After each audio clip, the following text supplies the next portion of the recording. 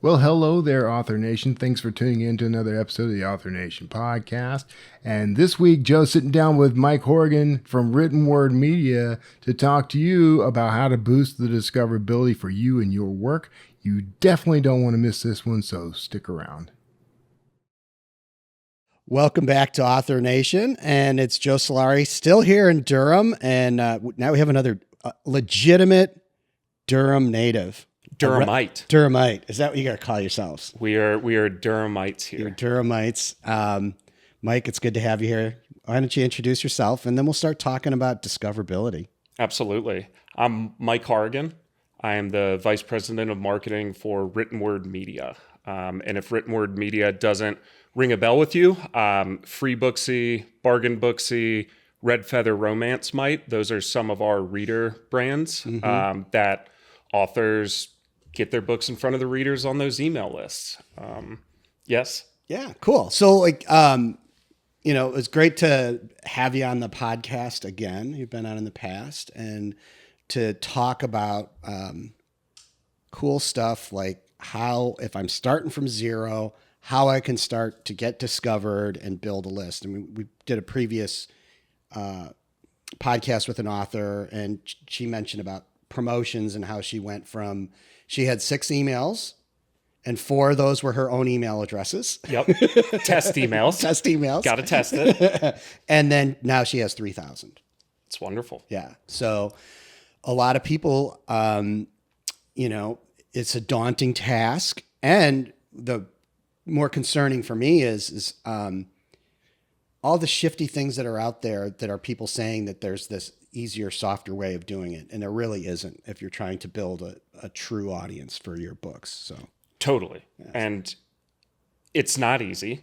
It's not always easy. Yeah. Some of these authors make it look super easy, but it's because they put the hard work in. Yeah. And especially when you're starting from zero, it's certainly daunting. One of the quotes I really like from an author, Glennon Doyle, she says, she says, painters paint. Do they have to paint to sell their paintings? Why do authors have to market to sell their books? Yeah. Right? Why do they have to write to sell their books? Like they're just doing their craft. And so that's where a company like Written Word Media comes in. When you're starting out as a first-time author and you're publishing your first title, a lot of the time you'll get it on a retailer and then it's like, cool, what next? Right. When do the sales start coming in? And then it's kind of this perpetual cycle of, you read a lot on the internet, on forums, on YouTube, and you get so many differing kind of insights and recommendations from people. It's like, well, you need to do this before you do that. And it's super overwhelming, right? Yeah. And that's where companies like Written Word Media come in, because first and foremost, you need to get your book in the hands of readers. And that's what our services and products help authors do. So before we go into that, maybe give a context for like across the different genres and the different segments that you deal with, like what are the established audiences that you already are able to expose somebody new to? Like, because that's really the premium people would be paying when they work with you, because you've gone out and done the heavy lifting to bring that audience in. Yes. So all of our audiences, which are in the forms of email subscribers, we have over 2 million email subscribers, and they're broken down by genre segments. So pretty much any genre, fiction, nonfiction, spanning romance, all the romance subgenres. We have readers on our list who receive emails daily with deals on ebooks in the genres that they like to read. And so what we offer authors is we are building this audience of captivated and engaged readers who are looking for books just like yours. And you can get your book in front of them. And the way we've done that historically is through price promotions. So I mentioned our brands, Free Booksy and Bargain Booksy. So a lot of our readers that's kind of the easy sell, right? It's you can get this book for free, or you can get this book for 99 cents. And that's what allows us to grow our audience. It's easy. It's like, hey, sign up, you get free books in the genres you love. But for the authors, especially new authors, the question is, well, why would I pay to advertise my book that's free, right? And that's where you start getting into some of the mechanics of, well, what's your strategy? Are you writing a series, right? Because historically, that's kind of been the model with a first in series free. And that's kind of your hook to get people in and then have them read through the rest of your series. But if you don't have a series, that's where Bargain Booksy is helpful, because you can advertise your book that's 99 cents up to $4.99 to readers in the same genres who are willing to pay for it. Yeah. Well, and I think the other part of this, like we're talking about on the podcast and at the show, is that you could be the greatest author in the world, have written the best book ever written, but without an audience, it's not worth anything. You could have an amazing audience and write a mediocre book and make a lot of money. So it's really not just your intellectual property. There's this other asset of an audience that is really important to start building as soon as you possibly can. Totally. Yeah. And before, we get into kind of like the new model that a lot of authors are doing, which is the hybrid model, right? Which is kind of, direct sales. I have a website where I sell my books. I sell on different retailers, Amazon, Apple, in any of those.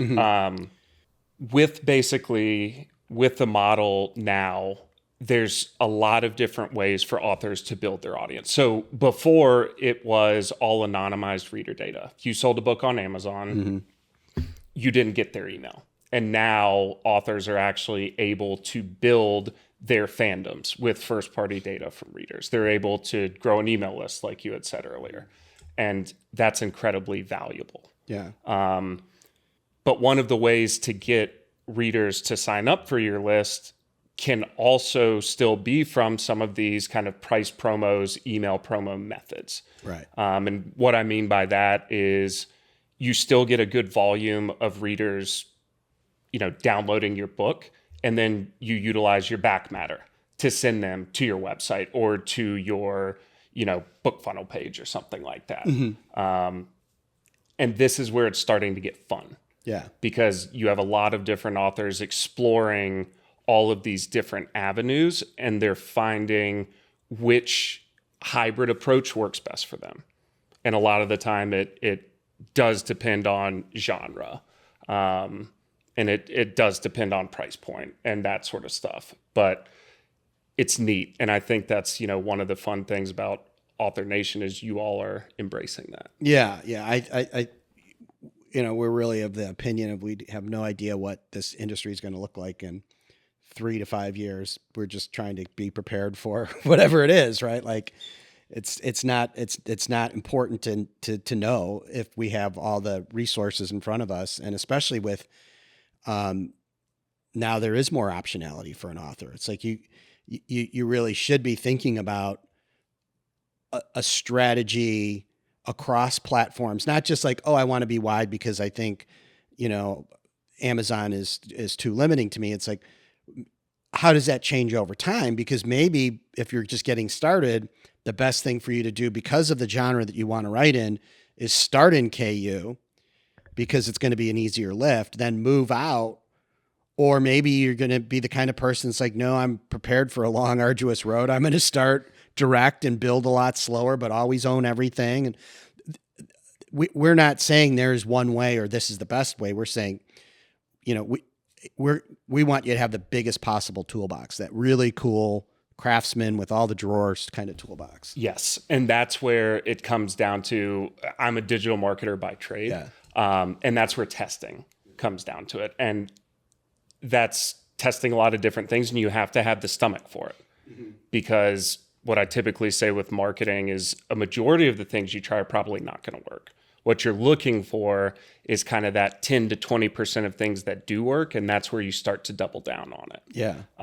And this is where, kind of back to the point of things that work for some authors, might not work for others. So take, for example, TikTok, right? Organic TikTok, book talk. We've had some authors, 7-figure authors now who fully embrace that. They're comfortable being in front of the camera. Yeah. And they're really good at it. And it's helped them grow their author business tremendously. And then there's other authors that maybe they're good at it, but they don't want to do that. And that's okay. But what other channels and marketing strategies are you trying? Well, the thing I would add on to that too is that things like TikTok or things that we find that work eventually don't, right? Like there's a pretty strong trend in this industry that comes out of our mutual helping of each other. It's like, hey, I've discovered this way to market books. I want to share it with you because I all want you to be as successful as me. And then it regresses to the mean and like dilutes, and like we kill our own young. And that, I think it's better that we keep doing that because we're bringing everybody along for the ride. But that happens, like that's a real thing that you have to face in marketing is that it's the more people adopt some of these methods, they lose their efficacy. Which is true. I mean, I was an early adopter of TikTok ads, and I remember CPMs, which are cost per 1,000 impressions, this is maybe 5 or 6 years ago. They were a 20th of what they are now, which means advertising on TikTok is 20 times more expensive than it was. And again, that's where early adopters, can usually have more success because you're getting in when the getting's good. But what I will say too is some of these channels that, have been around a while, even Meta, like Facebook ads and that sort of stuff, they're still one of the best ways to acquire readers and customers.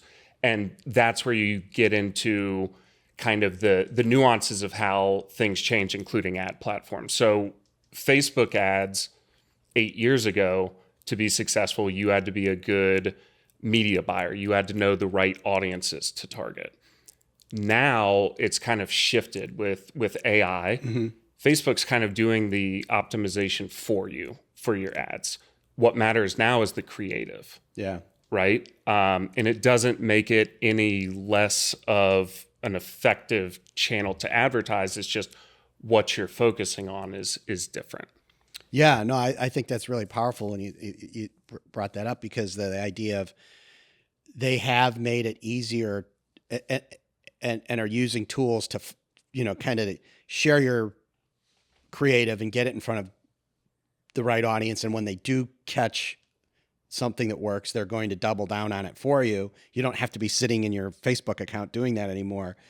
But it means that if you don't get that stuff right, it's just going to die on the vine, right? True. Yeah. True. And I mean, even going back to written word media as an example, to Free Booksy and Bargain Booksy, it goes back to the same thing of creative, right? Like your cover is what you're putting in this email in front of readers. You need to update your cover, or at least make sure it's really good out of the gate, right?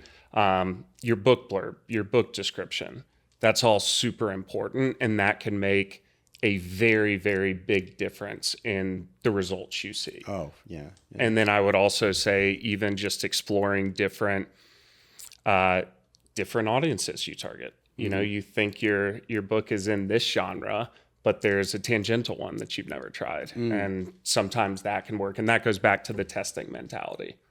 Yeah. Try different things. Yeah. So here's something for you, a little different. Like we met, about 3-4 years ago? And you had just I think that was like your first week or so. Yeah, it was. It absolutely was. Yeah. Last time you were in Durham, or one of the... Yeah, it was 2 times ago, I think it was. Okay. Yeah. So you came, they hired you because of your experience and being a digital marketer and all. And now you're in this book market.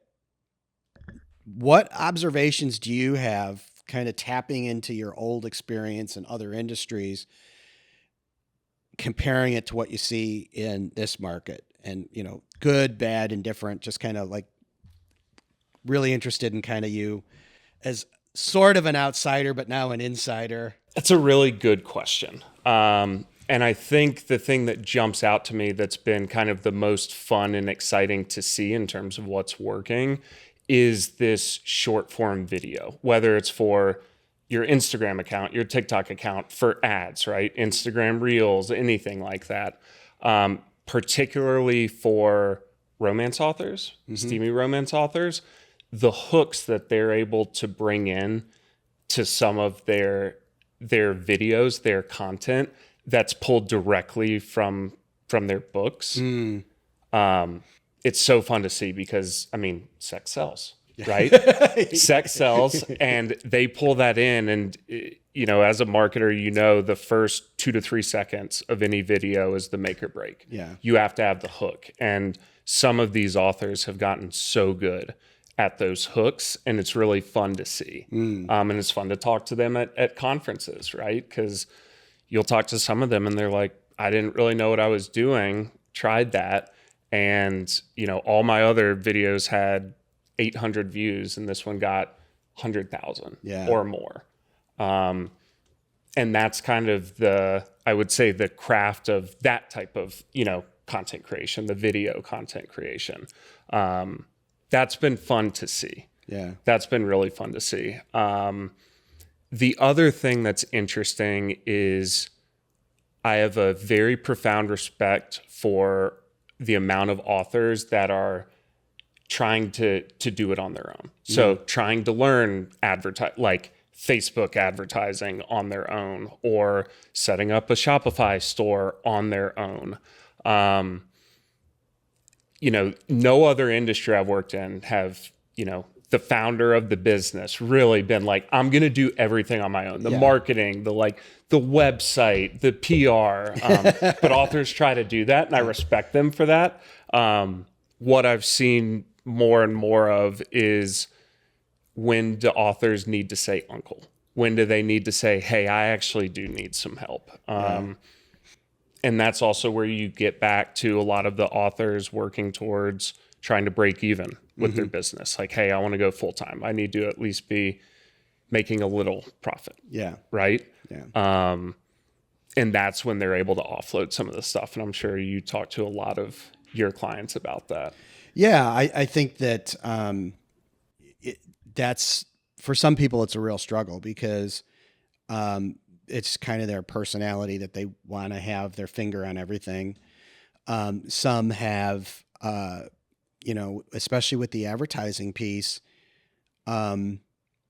besides being a good author, they're actually really good at creating they're good content creators, whether it's fiction, a steamy romance, or how they put together their reels, right? And when they hand it off to somebody, it doesn't go quite as well. So it's also like the idea of maybe it's parts within that need to be broken down, right? And, is thinking through like, oh, yeah, maybe you still you get up and you make your, you spend a half hour in your day making those reels, and they get dropped into a folder, and what happens from there becomes somebody else's problem. The right? Editing and text overlay that needs to go on these videos, animations, music. Yep, all that stuff, right?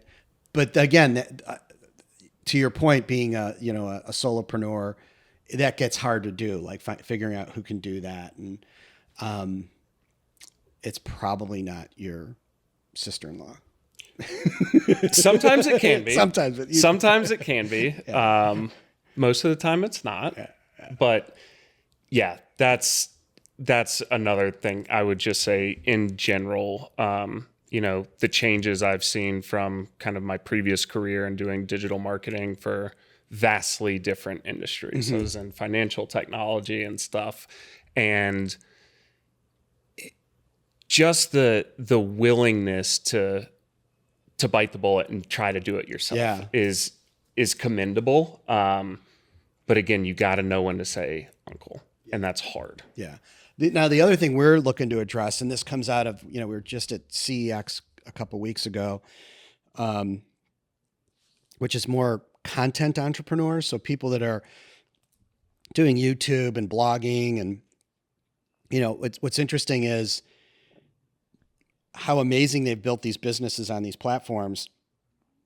And then when you hear them thinking about, well, how would I publish a book?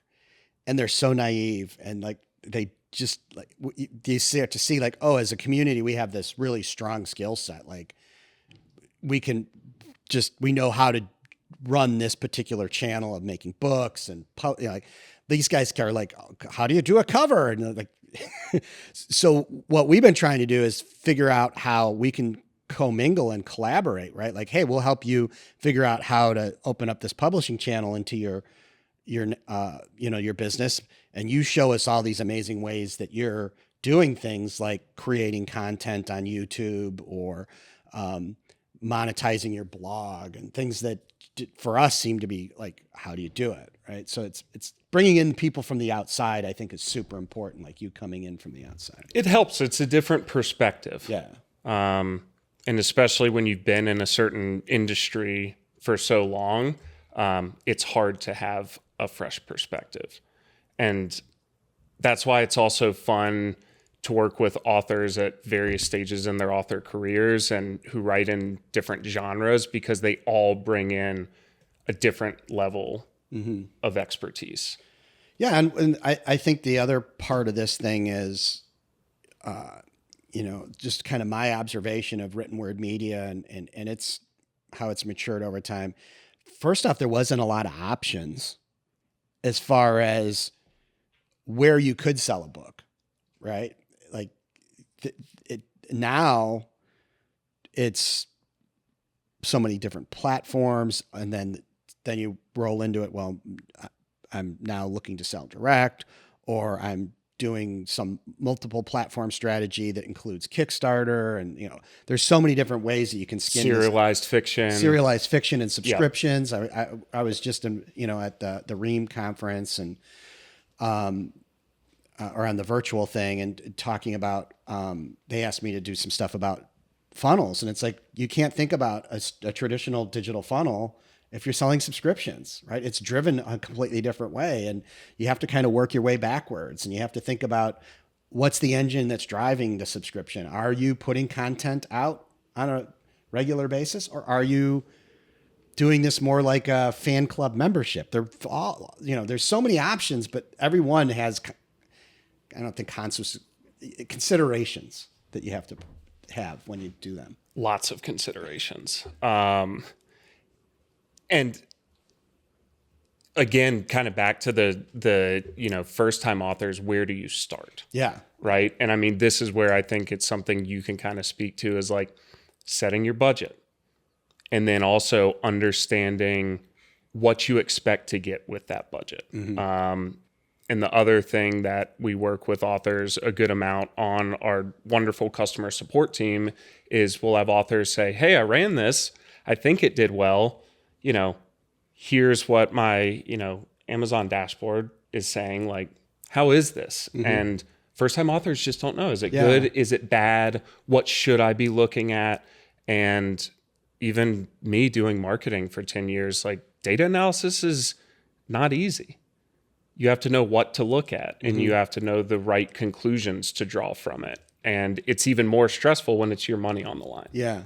So do you have any feel for like what is an average result on running a paid promotion? Let's just say something like Bargain Booksy, where you are looking for a paid customer. And I'm just, one thing about this podcast, we tend to just be kind of real in how we talk about stuff.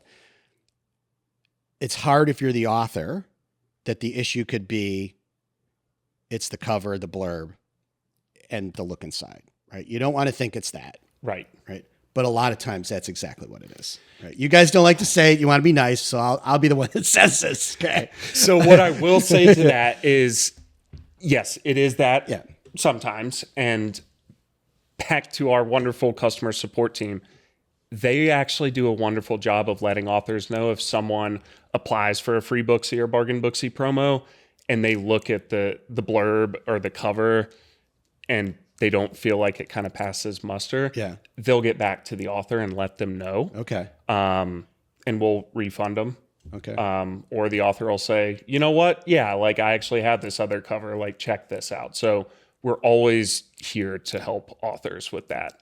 And we'll shoot you straight because we would much rather turn you away before you put that out there and have results you're disappointed with, than vice versa. Yeah. No, because I think that's part of the thing that's hard is like you do this and like, what are good results? Like do you have any kind of feel like typically somebody runs these, they're going to end up with on a promotion 50 emails. So we have a lot of different products that have different goals, right? Yeah. So free Booksy and bargain Booksy, you're looking for downloads and sales of your books on a retailer, primarily Amazon. We also have other products like reader reach ads where we'll run your Amazon ads for you, your Facebook ads for you, your Instagram ads for you, and we can point those to retailers. But we're also building it to now soon be able to point to direct sales sites. So that's another thing. And then we have subscriber surge giveaways, which is the newsletter list building to get you subscribers onto your newsletter list, that first party data that no one can take away from you. Yeah. So there's a couple options is like, hey, I can build my list to help me to sell more books, or I can just use you in, what is commonly called like promotion stacking or promotion. So why don't you help people understand like when to use those different things? Like, and again, context of me in the industry for a long time, there wasn't these kind of tools. So it was like you had to build your list. And you had to figure it out on your own. Yeah. You had to figure out what to do on your own. Yeah. It was like if you could get some newsletter swaps from some people once you knew some people in the industry, but do that. Yeah. But now we have a lot more data now. And kind of back to what you said about promo stacks, that's actually a product we launched last year, which is really neat. And in a nutshell, what promo stacks are, and it's not a new strategy, but it's something that we've at Written Word Media made really simple for authors to do because they're not having to build their own promo stacks. But essentially what a promo stack does is if you have a book on Amazon and you do a 1-day promo, whatever it is, you get a lot of downloads. You get 2,000 downloads in a day. And it immediately the next day drops back down to 4 downloads a day or wherever your benchmark is.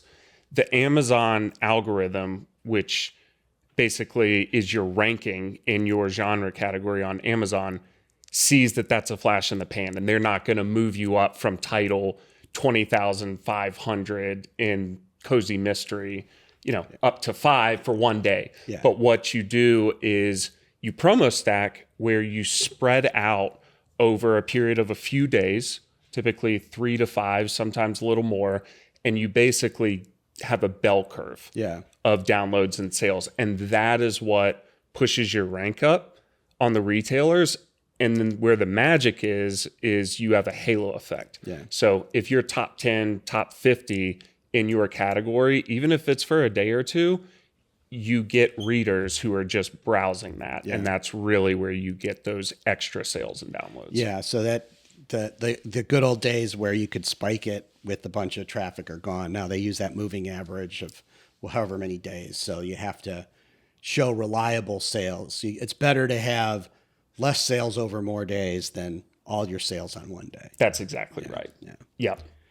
Guarding against, all the hacks we used to do. All the hacks and, all your family, and which people should still do, but it's not going to get you to a top 10.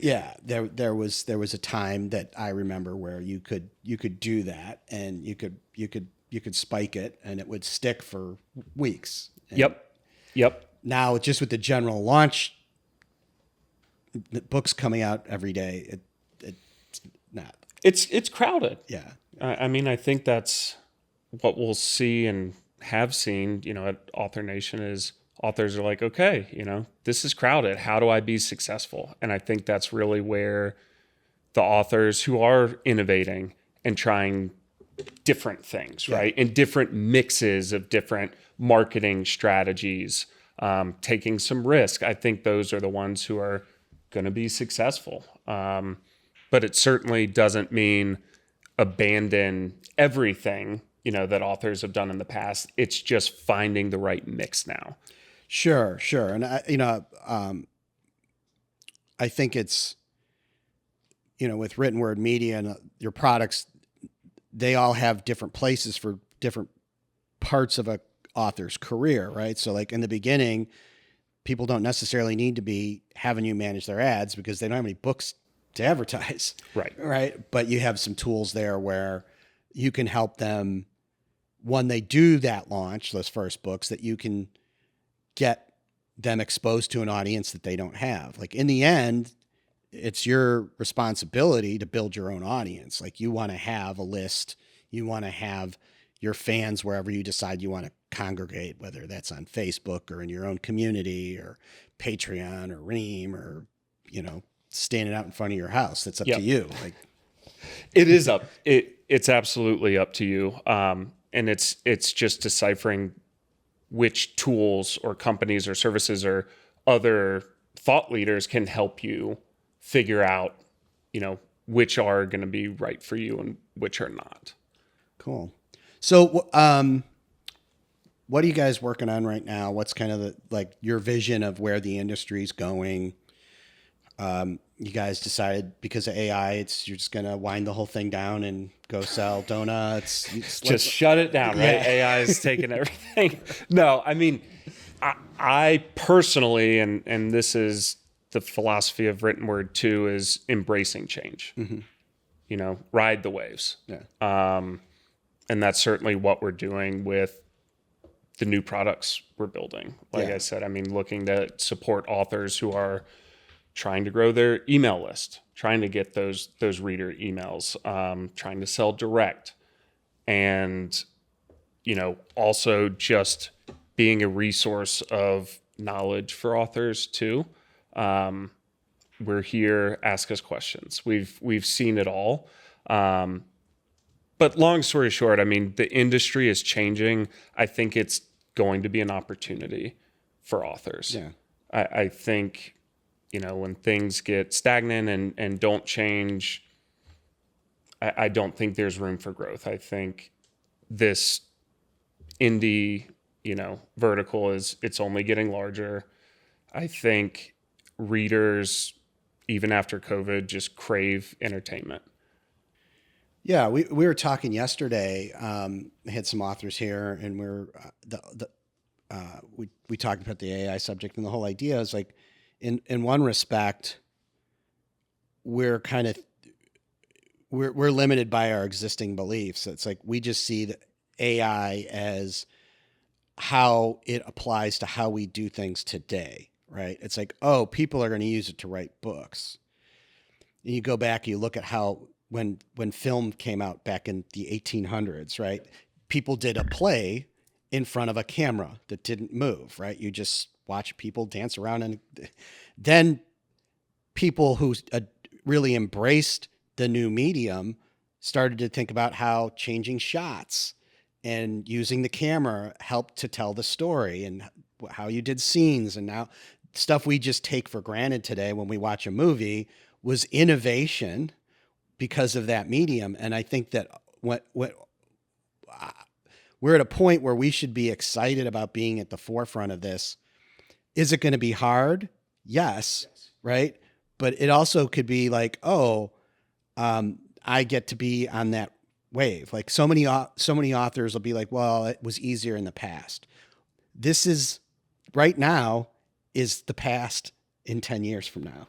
Or 5 years. Or 5 years or 10. Or 2 years. Yeah, right. As fast as this. So like, as fast as it's going. So like, what are you doing today to set yourself up for success 3 years from now? Right.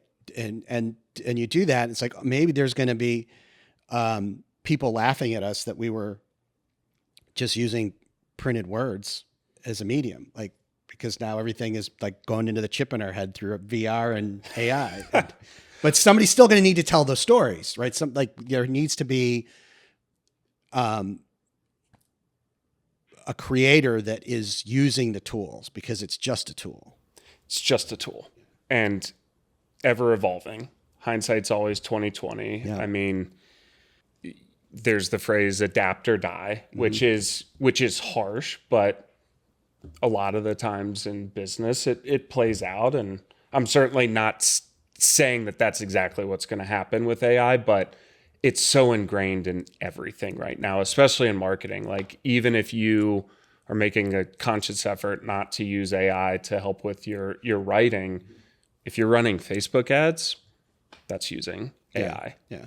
Well, what you made me think about is that with the adapt or die concept is, while it may not pertain to this particular piece, like you said, what I've observed in the publishing industry is that's very, very true. And there are quite a few authors that I can think of in the past that were really crushing it that are out, because for whatever reason, they didn't continue to adapt, whether that's adapt to their audience preferences, adapt to genre expectations, market. Like, unfortunately, people's tastes change in entertainment, and they do. Yeah. And it's fairly cyclical at the same time. Yeah. Which is interesting. Well, and conversely, have you watched Shogun on Hulu? I have not. Okay. But I know it. I've seen the commercials for it. Amazing. And like, if you want to have fun, go on YouTube and watch the 1980s version of Shogun, where they do the scene to scene, right? Which, let's be real, like, it was a book first, and the book is different. And then there's these two adaptations. Of which, like, back when the first one came out, like, my mom was it was Richard Chamberlain, and it was like, and we were watching it, and Susan and I were watching it, just laughing at how bad it was. But at the time, as a kid, I remember it was decent television. It was probably one of the best shows, certainly one of the most successful shows. And now this new one, like, we're talking about it on a podcast. It's, so I think that's the part underlying all the marketing and all the minutia that we have to worry about as a solopreneur, is if we're not getting it right from the entertainment value, that's where there's probably the most.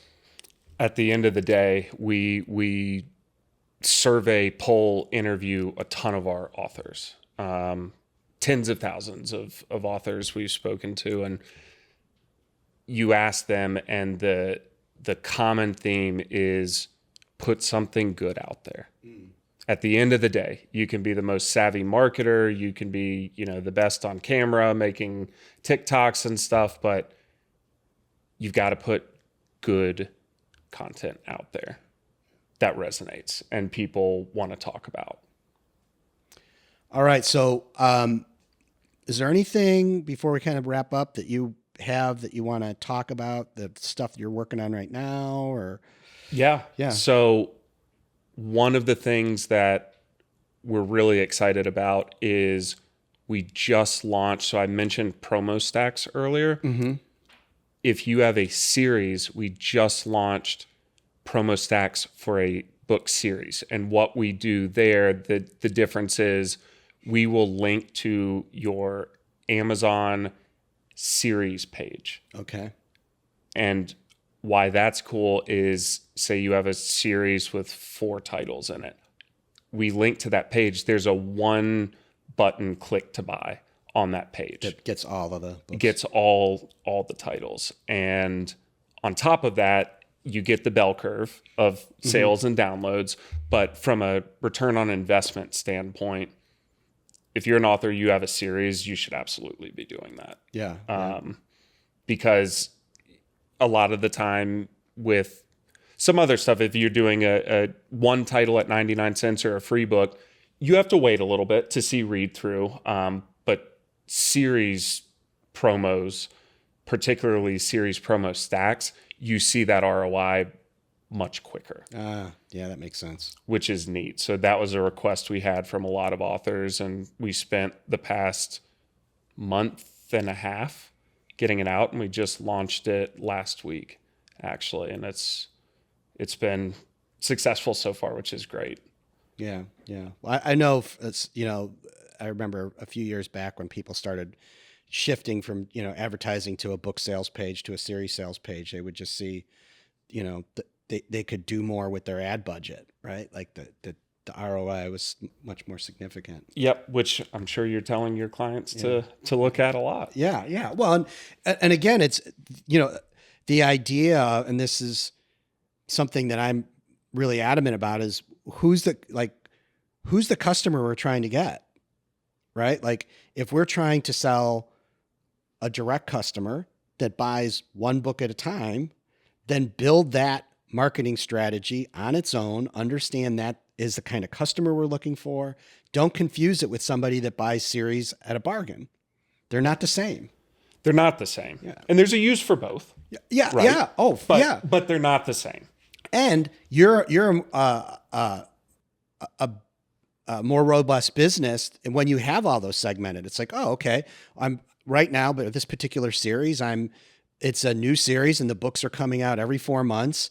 I need to be marketing into my premier, pay full retail, book at a time people, right? Yep. 2 years from now, I go to my list that's people that buy stuff in a box set and always a bargain. They were never going to buy it before. Now I'm offering what they want. Yep. And boom. That's exactly right. And you would have lost them otherwise. Yeah. If you weren't catering to that. Or worse, you would have spent money trying to, I'm going to show ads to people that only buy discount. But I sell them at full price. Why? Is it my copy? No, you had the audience wrong. Right from the beginning, you missed the boat. Right? Your copy is fine. It's just the offer is wrong to the audience. Correct. And I mean, that's without getting too far into the weeds here, but going back to email lists, right? A lot of the time I have an email list so I can direct readers to my website to sell them titles directly or merch. I might have merchandise for my series. And this is where you get into like almost a lifetime value type thing. Amen. So say you are running a promo for a free title, right? But from that, say you get 2,000 downloads and then you get 50 people from your back matter who end up joining your email list. There is value to them, right? Yes. There's value to them. You might not see it immediately, but that's where you get into being an email marketer, right? Like what's your click-through rate? And then of people who click your emails, how many buy? And then you can start to quantify. Yeah. Like, okay, I got 50 new subscribers from this price drop promotion I ran. There is some value there. That's awesome. Was there anything else that you got coming out that you want to talk about? I would say the series. I mean, series is a big deal. I don't want to gloss over that, but like, I know you guys are always rolling stuff out. I don't want to miss out on. I know I could sit here and rattle things off. The other thing I would say is we do have our premium membership. So for authors who continually buy promos from us, it's a subscription, but you get 10% off every promo you buy from us, in addition to early access to promos. So if you're an author writing in a very competitive genre like romance, right? We open up our promos to our premium members 2 weeks before anyone else. So if you're planning your promo stack or your launch, sometimes authors don't get the date they want, but premium members can. And we launched premium membership almost 2 years ago now, but that's, I kind of compare it to a Tesla, right? Because you buy a Tesla and it's one of the only automobiles where the longer you have it, the more features it has. So we're always adding features to premium membership. And we're working on some really, really neat things right now. Yeah. Well, I sat in a meeting with you guys where you were sharing some of the secrets of the pyramids, and I know you guys have some great ideas. It's just making sure they work. Yes. Yes. Yeah. Awesome, Mike. It's been great to have you on. Thank you for having me. You want to give people the shameless plug, like where to find Written Word Media? Absolutely. You can go to writtenwordmedia.com. On our homepage, you'll be able to find, from the tab, you'll be able to find all the different products, marketing services we have. You can also go directly to our reader brand sites like FreeBooksy or Bargain Booksy. There's a link up top that says for authors, and it'll show you the audience sizes of readers you can get your title in front of, prices, all of that. And I would say, lastly, reach out to us. Go to Written Word Media, go to our support page, ask us a question. Say, hey, I've got this book. I know I need to be marketing it. I have no idea what to do, and our team will help you out. And be sure to check them out at the show, because they're going to have a booth. They'll be available all week for you to meet up with. I'm sure as we get closer to the show, they'll be sharing some more ways to either do one-on-ones or set up appointments and that fun stuff. So that's one of my favorite things of my job is one-on-ones at conferences like Author Nation. So till then, we'll see you there. Thank you. All right. Thanks for having me.